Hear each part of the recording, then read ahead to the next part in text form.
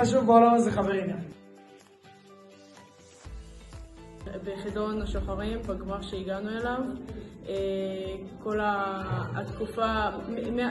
התקופה מההתחלה שעוד רק הציעו לי וסיפרו לי על החידון הזה, אני זוכרת שמאוד התלהבתי וגם למדתי על ההיסטוריה של החיל וגם זכיתי לנסוע להולץ כמה פעמים, והחוויה עצמה גם בגמר לראות מהשלב הראשון שהיו מלא שלוחות ועד השלב האחרון, הגמר שהגענו והיינו רק 5 שלוחות, לראות את המסע שעברנו ואת כמה שהגדלתי את הידע שלי על החיל, באמת מאוד ריגש אותי ושמחתי מאוד.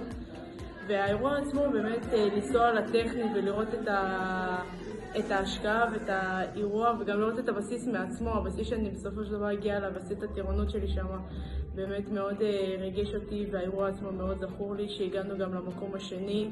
בסופו של דבר אני מאוד גאה בעבודה שלי ובעבודה בצוות שלי שעבדנו שלושתנו ביחד, וחוויה שנזכור אותה לשנים ארוכות.